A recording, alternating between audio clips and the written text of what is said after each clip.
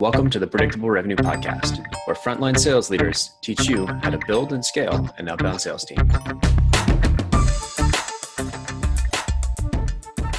Welcome back to the Predictable Revenue Podcast. I'm your host, Collin Stewart, and today I'm joined by Alexandra Adamson. Alexandra, welcome to the show. Thanks, Collin. Today we're talking about how to take ownership over your sales career. But I want you to give me some context over where you've earned some of this hard-fought knowledge, because I know you're executive director at Women in Sales now, which doesn't sound like a super prospecting or sales heavy role. Talk to me about why people on the show should be listening to you. Yeah. So, I started my career actually out in San Francisco on the talent side of things. I was at Betts Recruiting, which is an agency that focuses on scaling sales, marketing, customer success teams for high growth companies. Was one of the early employees out at Betts in San Francisco. I got there when we were still under 30 people, and was fortunate enough to spend about 3.5 years there scaling the revenue teams for some of the fastest growing companies in the Bay Area. So Zenefits was one of my big accounts, Everstring, Tintry, Marketo. Got to see the way a lot of these really incredible VPs of sales were growing their teams and scaling their teams, and was fortunate, I think we talked before this, was fortunate to work with some people at those companies where I hired them in as individual contributors, and then they grew into leadership roles, became an SDR manager or VP of sales. And so I really got to be a part of their entire sales career. After my time at Betts, I ended up just before we move on, to add some context. This is not just like any sort of recruiting. You went from you were there when they were super early in like 30 people, and you left at around 150 people. We were about 150. We were international at that point. So we'd gone from having a San Francisco office to then also having New York and Austin locally. I helped scale our Palo Alto office as well when we decided to go down to Silicon Valley. And then we had also launched Dublin and London. So at that point, Betts was huge, had worked with hundreds of startups on scaling revenue teams.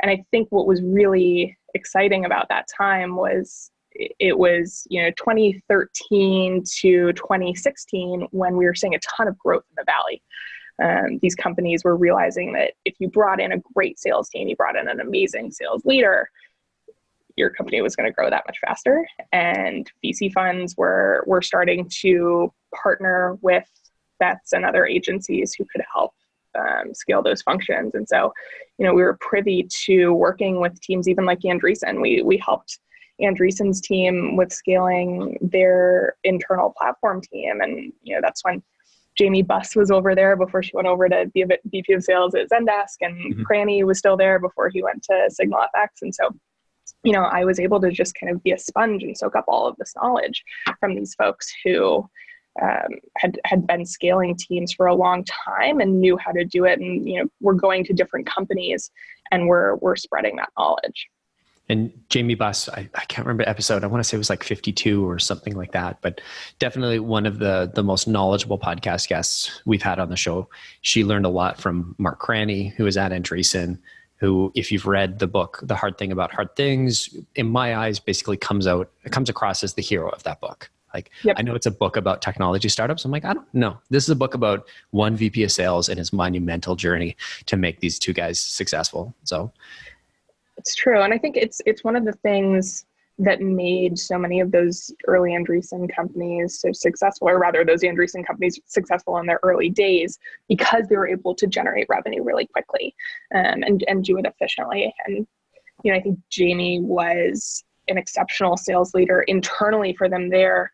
Actually, I remember being on a call with Jamie when she was still at Andreessen. She was scaling that internal SDR function there and was about to go into labor, and she was still on the phone with us talking about closing this SDR candidate, because that was such a priority for her at that time. And I think that energy and that urgency and that sense of intense care about your internal team and making sure that your revenue function was going to be hugely successful really trickled down. And Andreessen's portfolio companies were so fortunate to have people like that there through their investors. Yeah, anybody that had exposure to Jamie, I'd say, on a regular basis was, or Mark for that matter, was probably in a fortunate position. And like, if you think back to, when I think back to 2013, 2014, like how many SDRs did Zenefits hire all at once? I heard rumors of 500, but I think that was probably exaggerated. That might have been an exaggeration, but Zenefits did scale really quickly. They pulled over Sam Blonde from EchoSign right after that acquisition, and Sam had a pretty successful career as an individual contributor, and then got some VP management experience under his belt, and went over to Zenefits and really scaled it quickly. I think they went from 10-ish sellers to over 100 well within a year. Then they scaled out that Phoenix office. So Robbie Allen was actually someone that I had hired as an SDR when they were under 30 people. He then became an SDR manager at Zenefits in San Francisco, and then was tapped to go run the team out in Phoenix when they decided to scale the team out there. So that was a great example of a relationship I was able to keep from, hey, you should go work at this company because they're scaling and growing really quickly, to now I'm hiring for you. And, I'm still fortunate to work with Robbie. He's at SaaStr now, and that relationship has meant so much. And I think we've both can hold it over his head together. Like, hey, I got you that first job. You basically owe me. Robbie, if you're listening. I would never. It's virtually impossible to hold anything over Robbie's head because he's like 6'8". So, he's someone who I really value. And I think a lot of those folks from the early Zenefits days have gone on to do incredible things. Tyler John, actually, who was leading their mid-market team for a while, is now the VP of sales for TripActions out here in New York. And it's been really fun to watch some great leaders come out of that org. That's really cool. And so such a great exposure to such amazing talent when you're at Bets. And then you transition that into, you're a director of talent for Bowery Capital. So tell me about that experience. Yeah. So I was introduced to the team at Bowery at the end of 2016 when the opportunity came up to really scale a platform team for Bowery. So as I kind of mentioned with the Andreessen, these VCs started to realize that having a team internally that focused on portfolio support was something that could be really, really helpful. So Bowery is a seed stage fund based here in New York, but with portfolio companies all over the country. And Mike Brown, the managing partner, was really focused on this revenue play and wanted to make sure that his portfolio companies had the right expertise when it came to building revenue teams. So we were introduced. I ended up packing up my life and moving out to New York, and started January 6th of 2017 at Bowery. We were still really, really small. It was 3 investors and me. I ended up hiring Andrew Odo as our director of growth in March of that year. Andrew had been an early sales hire at Chartbeat out here in New York, and then was the first sales hire for a company called CrowdTangle that was later acquired by Facebook. And so he had that early sales experience at startups before, and was someone who could come into the portfolio companies and say, hey, let's go through your sales process, really unravel this, figure out, if we're even pricing this correctly, what do we need? And then on the flip side, I was able to sit down with these founders and say, okay, this is what we're doing well on the sales side, this is what we're not doing well, and this is where we need to bring people in so we can be more successful.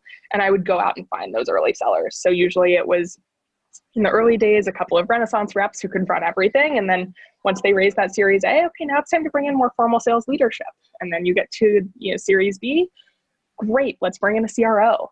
And if you're a first-time founder and you've never done that before, scaling a sales team can be super daunting. And I was fortunate in that that's all I'd been doing for the 3.5 years of Bets. And now I could deploy it to a smaller group of companies and really get in the weeds with them, because I knew everything about the org and could boil down exactly what made sense and then teach these founders how to do it. So when I stepped away, they had all the tools and knowledge they needed to successfully grow that on their own. That's really cool. That must have been a great opportunity to sort of apply some of that knowledge. And then you, from Bowery, now you're at Women in Sales, but I think we skipped a step in there. So tell me about how you got to Women in Sales. Yeah. So when I got to New York in January of 17, red-eyed, bushy-tailed, so excited about my new city, everything was going to be great. I started working on one of my first searches out here and realized very quickly I'd left a good part of my network, if not all of my network, in the Bay Area. And so I had this oh shit moment. Like, I need to figure out what the startup sales scene looks like in New York. And one name that kept coming up was Jordan Wan. Jordan Wan is the founder and CEO of Closer IQ, recruiting agency based here in New York that focuses on sales hiring. And so Jordan and I sat down and grabbed coffee and just hit it off. I thought he was really smart about the way he was approaching the talent scene, and had some, amazing networking groups here in New York that he connected me with, and, just kind of kept that relationship going. And so we would catch up every month or so, grab coffee. And a topic that we kept coming back to was this pain point that he was coming up, or companies were coming to him with, which was women in sales. A lot of the clients of Closer IQ at the time were, Series A, Series B companies who had a couple people on their sales team, or maybe had more than 20 people on their sales team. Mm-hmm. And they were looking around and going, oh my gosh, we only have guys. Where are all the women? And so the reaction was, tell our recruiting partners they can only send female candidates. So then they call Closer IQ, they call whoever they're working with and say, hey, we need more women. We've set this arbitrary quota this quarter to hire X amount more women. And so Jordan's, question to me was, are you seeing this? Is this something that you've dealt with? How are you working with Bowery portfolios on this, portfolio companies on this, et cetera? And, at the time I was fortunate in that at Bowery, when I was building the teams from the ground up, this was something we could get ahead of and be very proactive about. But this topic kept coming up. And so we decided to do an event series, and the event series was just a panel in New York, and we had over 100 people come. It's about women in sales. VPs of sales that were women spoke, and I moderated, and it's like, oh, that was cool. We should do another one. And so Women in Sales was kind of unofficially born October of 2017 and continued to grow and scale. We obviously started in New York, then ended up going out to Boston, then San Francisco. And by the beginning of this year, realized it was enough of a living, breathing thing for me to come over and do it full time. So in April, I transitioned out of Bowery, and now I'm here focusing on scaling this globally. Wow. That's really cool. And as a woman, why sales as an opportunity? Why not any other career? Yeah. So I firmly believe that sales is the best career in the world for women because it's a meritocracy. Numbers don't lie. If you're doing your job well, you are setting yourself up for success and setting yourself up to take ownership of your career. And that's a topic we talk about a lot within the community, is knowing how to take your success in sales and put yourself in a position to keep growing by saying, hey, not only am I delivering on X, Y, and Z, but here are the other things that maybe I don't talk about as loudly as others on the team do.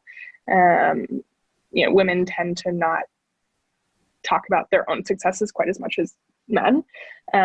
Women tend to not raise their hand for promotions or even apply to roles unless they hit 100% of the job descriptions. I think we've all seen those statistics. Or 110% sometimes. Yep.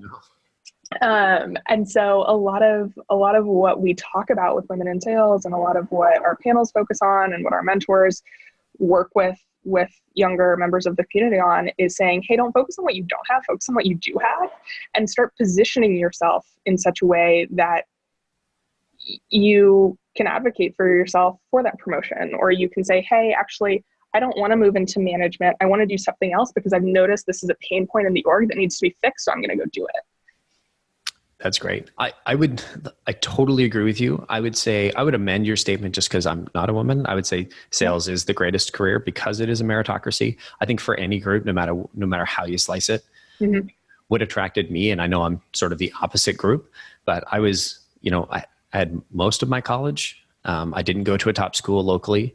And I was able to come into the career, and, because you're, willing to put the hard work and learn, and, and really push yourself, you're able to make sort of six figures regardless of income class or whatever characteristics that sort of define you on the inside or on the out. So I think that was the thing that attracted me, and I totally agree. It is one of the best professions, and I'm, founder, CEO over here, but I still consider myself as in sales. I'm still part of our rev team, and that's not going anywhere. So every founder is a salesperson, whether or not they like it. And that was something I used to talk about at Bowery all the time with founders of our portfolio companies. It didn't matter if you were technical by nature. Your founder is always going to be selling, from day one till IPO or whatever that looks like. If your founder is not selling, they're not doing half of their job. Yeah. So I think sales is one of the best career options, to your point, for anyone. But I think for women, it's something that naturally a lot of women tend to shy away from, because the terms that get associated with sales are hungry, aggressive, gritty, and those aren't typically terms that women associate with. But when you start to really dissect what makes a great salesperson, sure, those things are all very important, but they're not necessarily the most important. And so, we work with companies on helping them reframe their job descriptions so they are more accurate to what actually is going to make someone successful in their org.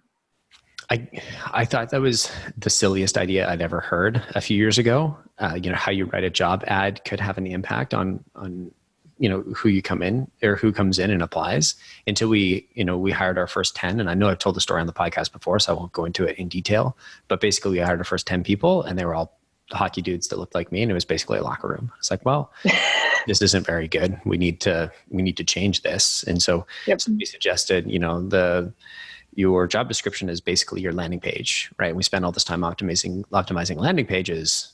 Why wouldn't we do the same for a job ad? It's like, okay, that makes a ton of sense. And we made a couple of tweaks. We removed some overly broy language. And all of a sudden, I think not intentionally, we weren't trying to hit a quota. We just didn't want to hire a bunch of people that the next 10 people couldn't look exactly like me. Because obviously if you're only hiring people that look exactly like you, you're missing out on a ton of great candidates that don't look like you. And so just by the nature of opening that up, we did a scorecard and sort of walk through the whole who process. All of a sudden, I think our next 4 or 5 hires were females. And like it wasn't because we were trying to only hire women. They just happened to be the best candidates. Right. And I think scorecards are phenomenal. I mean, for anyone that's using Greenhouse right now as an ATS, one of the things that I love most about the tool is it has a great scorecard setting. It has a lot of bias training embedded in the tool. And so you can train your team on how to interview effectively for skills, as opposed to, do I like this person? Do I feel like I could get a beer with this person? Because there are a lot of people I love, and some of my best friends are people I want to spend time with every day, but doesn't mean they're going to be great salespeople or be right for a startup.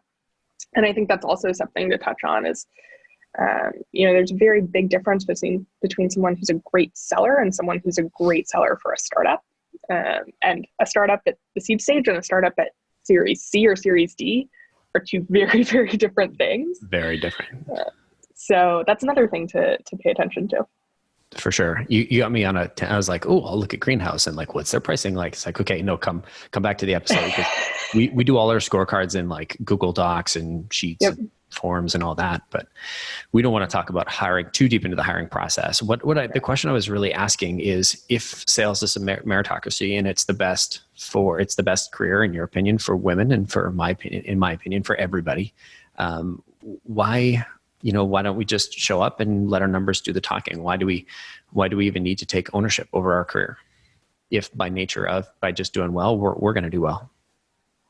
Because in an organization, there are so many moving parts. Your manager, your manager's manager, everybody is focused on a million different things, especially in a startup. Again, if we go back to that. So it's important to raise your hand and say, hey, reminder, this is what I'm doing to advance the company's goals. These are some of my successes. And there is a little sense of having to bring that to the table and not assume that people are going to see it. A lot of the time, your direct manager might, But it's even helpful just to highlight these things, right? That's a great time during QBR reviews, during one-on-ones, things like that. If there's a goal that you're working towards, make it very clear that you're doing everything to position yourself to take that next step. And you can't assume that people are just going to see it, because everybody's got a million things going on. And yeah. I think that's actually something we don't tell young sellers enough. And it's something that I think isn't innate for a lot of women. And so being told that is important. That's fair. So what are some of these things that you can be doing to make sure that you're preparing for that next step? Yep. So I think having an internal board, having a good mentor network is so important. Your mentor network is made up of people who not only, I would actually say it's important to have a mentor internally, but it's more important to have mentors external to your company, because there are going to be times when you have questions about the way things are running internally at your company that maybe you shouldn't be bringing to somebody that works there. So having somebody externally that you can bounce ideas off of is super important. Having mentors that are even outside of your direct function is super important. Having someone who might even be younger than you. We have a couple of VPs in women in sales who have younger mentors because they're managing teams of people who are younger than them. And so they go to their younger mentors to get a pulse check on, like, am I communicating this properly? Does this even make sense? And so I think having a really diverse group of mentors and people that you can go to bounce ideas off of is important.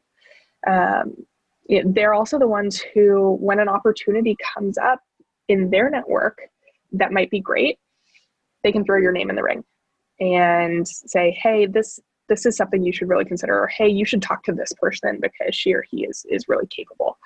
And having those advocates in your career make taking next steps so much easier. In one sense, they're going to be your cheerleaders, but in a lot of ways too, they're also going to be the ones that tell you, hey, this actually wasn't done well. Here are the steps you need to take to fix it or do something better the next time. Mm-hmm. Now, before we move on, I know one of the things that I don't think we've talked too much about on this podcast that I think I think there's a bit of confusion on is, what is a mentor, right? Because it's not somebody who you sit down for coffee once a week and you say, hey, will you be my mentor? And like, can we go steady? Will you just be my mentor? Right? Like, I don't think I've ever had just sort of one person. I've been fortunate enough I'm a salesperson by trade. And so I prospected and I found and I got referrals to a ton of different people that I can call on at a certain point in time when I'm like, hey, if I'm struggling with pricing, I call on my mentor, Steven. If I'm struggling with closing, I call on my mentor, Howard. If I'm struggling with, I think just some, like, let's talk about like some clarity around what is a mentor and how do you find them?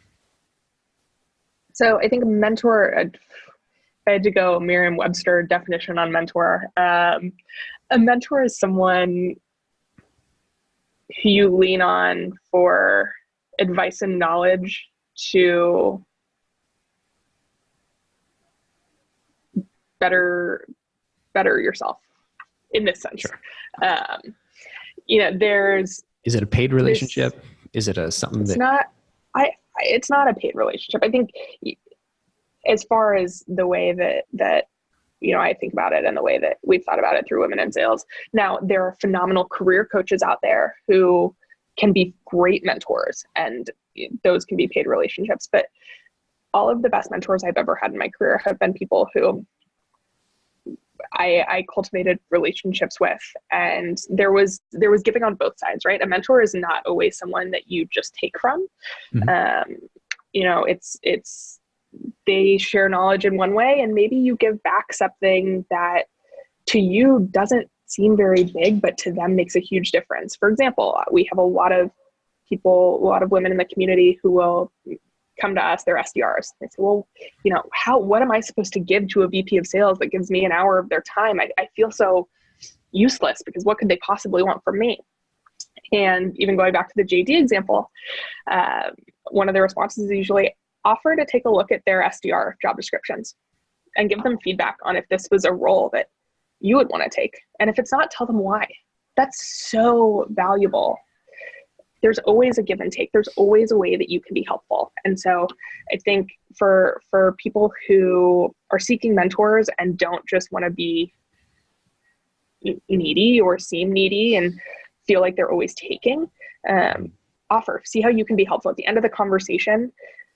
If there are things that you've promised to follow up with, do that and ask what you can do to be helpful to them. And that's how you build these relationships, and the relationships that stick, and there is that consistent kind of flow. You're meeting, grabbing coffee, doing a call once a month, or even once a quarter. Once a month is pretty consistent. I would say once a quarter is probably a good cadence for a lot of mentors. Once a month is quite a bit, especially if you're tapping on like VPs of sales. Like, right. I bet you they don't even get a chance to sit down with all of their SDRs at their company once a month. So once a quarter, I think is a great cadence, especially at the executive level, and always offering to help in return, because you never know what they might need help with. It might even be, hey, I want to go get dinner this week. What's your new favorite restaurant in town? It doesn't have to be anything super intense, but there's always something you can give back. And I think the people that are givers are the ones that end up getting the most out of their mentor-mentee relationships. So talk to me about, how do we identify the people we should be going after, right? There's so many VPs of sales, or there are only so many, and there are, by law of mathematics, 10 to 20x as many SDRs or AEs, right? Like how do we get in the door, or how do we cultivate those relationships? Yep. So I would say you don't have to necessarily bat for the fences with your first couple, right? So as a SDR who's maybe a couple of months into your career, I probably wouldn't advise that this person reach out to Jamie Buss at Zendesk, because Jamie likely does not have the time to do that. Start with people that are one or two levels ahead of you.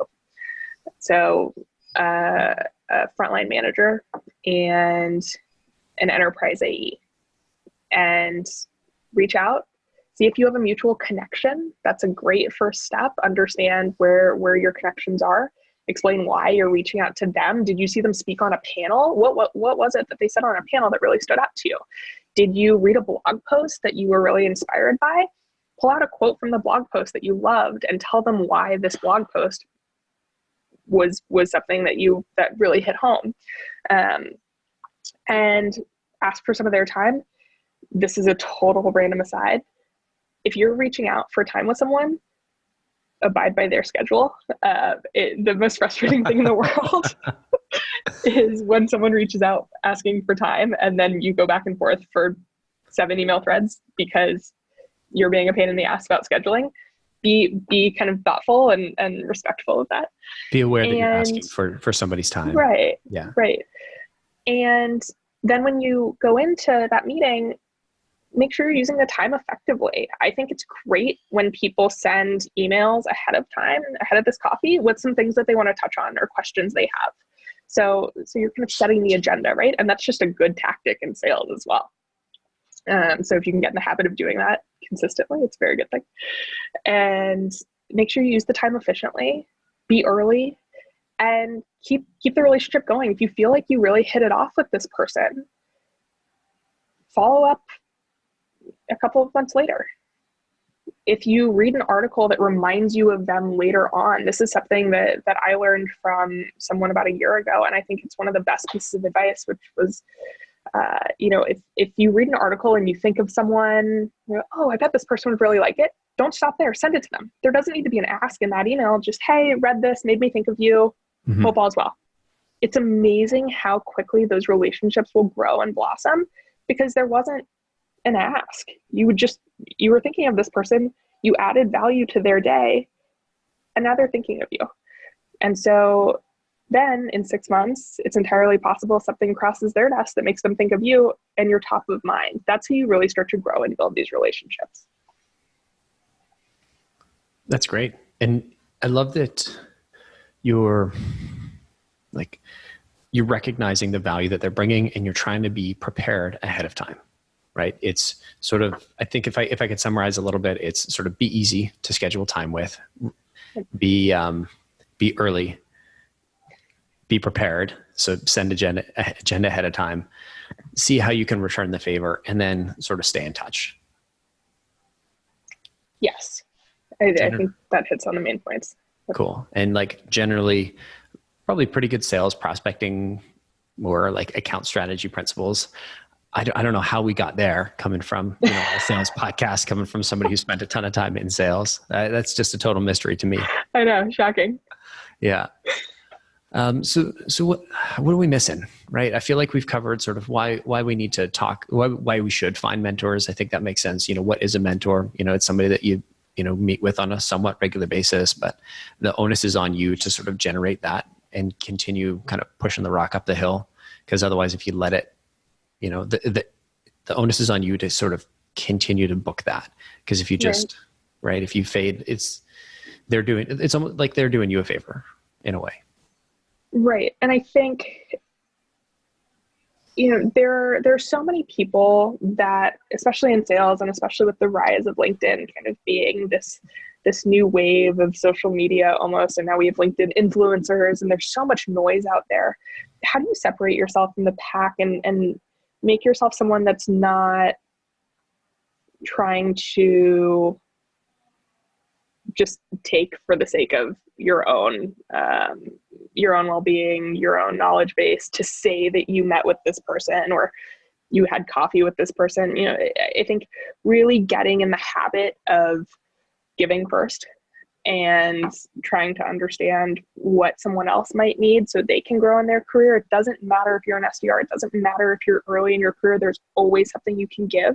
And if you start training yourself on that very early, it's going to make you an even better salesperson as well, because you're constantly looking for value to add to your prospects. And this is kind of if we really zoomed out, it's just a good life lesson to think about what you can give before taking, because people will start honestly delivering things to you, and things will come to you. You'll have to, there won't be a forced kind of take when you give first. Mm-hmm. It feels sort of like, to come full circle, almost like your relationship with Jordan, how you met him through Bowery, right? It started off as maybe not necessarily a mentor-mentee, but you were trying to find a way to offer value. He came to you for advice on how to find more women, and you did this panel that started this networking or this meetup that attracted a fairly strong audience on the first try, and now this is your full-time thing. And so I think that you're the ultimate case study for this, because if you're continuing to try and provide value for people, it's going to create these opportunities for yourself. It's interesting to look at it that way. And I think you're right. I mean, a lot of my career, even I look back and there wasn't a lot of deep strategy with the way things played out. And maybe that sounds kind of silly. Spoiler alert. But I think when you do every day as well as you can, and you position yourself to make others successful, good things come back.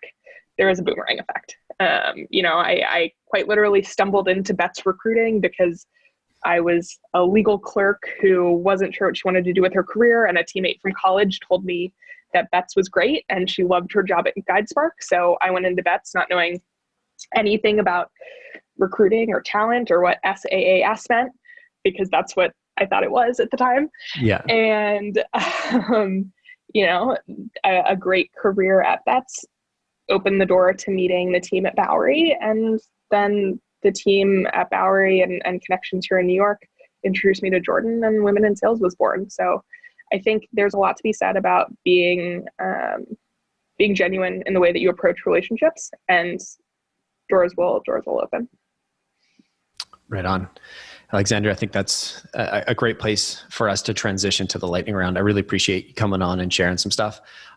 Especially on, a subject that I think it's one of those like multipliers. It can have such a huge impact on your career. If you can listen to this episode and take some of this advice early on, I can say with certainty that I probably wouldn't be standing here if I hadn't have been proactive about reaching out to my mentor network and tapping people for advice here and there, it's helped me create new business models, which have created new revenue. It's helped me hire people.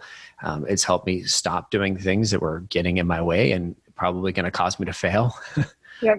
I could probably repeat that one like 6 or 7 or 12 times. I don't think you're alone. Yeah. So thank you for that. I want to jump to the lightning round because I think you've got a lot of information trapped away, and I'm really looking forward to the cold call role play, but we got to do the lightning round first. All right. So how do you get people to respond to your emails? I never use the terms following up or checking in first and foremost. Yeah. Bump. And always, bump. Always have you'll be shocked to hear this, always have a give. So I think that if I can provide something in that email that maybe calls out that I read an article about their company or calls out something that I read about them, and I end with a call to action. So some sort of question about what they're planning to do with that, or I ask a question about what they wrote in the article. I think I have an over 90% response rate on, even if it's, hey, thanks so much for reading this, kind of swamped right now, but really appreciate the thoughtful note. It goes a very long way. Wow. Fantastic. How do you deal with the brush off when you're cold calling? I usually call back. Persistence. I love it. Yeah. Cool. And what do you do when you need to push at the end of the quarter? So there's usually something coming up, and we're fortunate with Women in Sales to always have a panel or an event or something a month away consistently. We've usually got something every 3 weeks. And so there's usually some sort of call to action we can use there, which is, hey, we really want to get you involved in this next one. We've already started marketing for this. We're 3 weeks out. What can we do here? And so I think if there's a deadline or some sort of time that you can point to, that does tend to help and will help push the end of the quarter. Perfect. Are you ready for the next section? I think so. Who am I? Where am I? You are Collin, and you're the CEO of Predictable Revenue. Okay. This would be a tough one. We're going to chat about. Tough one to get a character for. Get ready. Okay. Ready? Ready. Ring, ring. Hey, this is Collin. Hey, Collin. Alex over at Women in Sales. How's it going? Good, thanks. You have 5 minutes? No. I just wanted to sync really, really quickly. I chatted with Stacy on your sales team last night at an event, and she mentioned that it would be worth me giving you a call. Oh, yeah, Stacy. Yeah, she's 6 months into the role. Yep. That's what she mentioned, actually. And so as we were chatting, she said that she was unfamiliar with Women in Sales and what we were doing, but sounds like the team, especially the women on the team, I know you only have a couple, are really kind of craving some internal mentorship. What are you doing for the women on the sales team right now with career development and coaching? Nothing. No, I'm kidding. Nothing. I mentor them. What was that? I mentor them. You mentor them. Cool. And so what are you doing particularly to work with them on that mentorship? We do one-on-ones, weekly one-on-ones, and then call review every other week. Got it. Cool. Is there any sort of differentiated work that you're doing for maybe newer members of the team? Like Stacy sounds like she's only 6 months in versus other members of the team. No, we do a bit of onboarding in the first month, 2 months, and then it's sort of go into the regular one-on-one check-ins. Got it. Okay. So, one thing that we've seen success with some other companies at your size, and something that Stacy mentioned that she would be really, really interested in, is being paired with a mentor through Women in Sales. So women that we've worked with, had on panels that are part of our mentor community, sales directors and above, who can work with younger sellers on basic career skills and taking more ownership of their careers in sales. Is that something that you feel like the team could benefit from? Yeah, I was really going to throw another objection at you, but I thought, no, that's too mean. Also, what was the objection? Just no. I don't think that would be valuable. No, I'm good enough. They don't need anybody else. It's a balance between making it a real cold call, like a real feeling cold call, and coming off as just a total asshole. Sorry, hypothetical Stacy employee. I don't give a shit about you. Right? You don't even exist. Yes. Yeah. No, it's even companies that have huge internal learning and development programs can benefit from having external resources on this stuff. Mm-hmm. And I think that's actually where we tend to be the most helpful with a lot of these companies, is by giving them that extra arm and being the extension of their teams when it comes to learning and development. Very cool. Yeah, I find it super helpful having an external person. We actually have somebody who's a mentor of mine who comes in and does call review with the team, with myself and the team, and we sort of do like a team-based thing. Once a month, twice a month, and we basically get everybody to pick their worst calls, and we have a couple of beers and we sort of record it and go over, and he gets to sort of chime in. And, I think he and I, share a lot of common ideas about how to do things and why and when, but just having that third party perspective and bringing somebody external in that isn't your day-to-day boss just has such a huge impact, because you're hearing it not just from the person you're hearing it from all the time, you're hearing it from somebody else. And psychologically, we tend to value that so much higher when somebody else is confirming what you've already heard from somebody you're working with pretty closely. Absolutely. So I can see how that'd be really valuable. The TO, like the timeout voice, the extra person that comes in and can be your champion in some ways, but also be the person that tells you you're both wrong, is really good. Super helpful. Yeah. Right on. Alexandra, so this was super awesome. Thank you for coming on the show. I feel like I learned a bunch. What's the best way for people to get in touch with you if they're saying, hey, this sounds like I want some mentorship. I want some mentorship for my team. I want to do an event. I hear you're going to be in Toronto, Or Vancouver. How do they get in touch? You can find Women in Sales at womeninsales.io, and you can subscribe to our mailing list on there to hear about upcoming events. Our next event is going to be in San Francisco on June 25th at Samsara's office. And then we'll be back in New York and Boston this summer. And we are also launching Chicago in August and London in October. So keep an eye on everything for updates there. Wow. As a Canadian, I have to ask, London, Ontario or London, England? London, England. Okay. London, Ontario is much closer. It is closer, yes. Less impressive. But, It's amazing how many sales teams are in London. I think so. We have 16 corporate sponsors for WIS now, and we have, I think, 5 of our sponsors with a London presence. So that's really kind of our third biggest market for our current sponsors, which is great. Incredible. We're seeing similar on the coaching side, and people looking for the coaching and access to things like that. We see a ton of customers from the UK. Yep. Yeah, it's been really exciting. We're also hearing Paris and Amsterdam as well. So I think the UK is going to be big in the next couple of years. That's fantastic. My great timing. My co-founder, Aaron, is actually moving to Edinburgh in a couple of months. Oh, wow. Edinburgh's beautiful.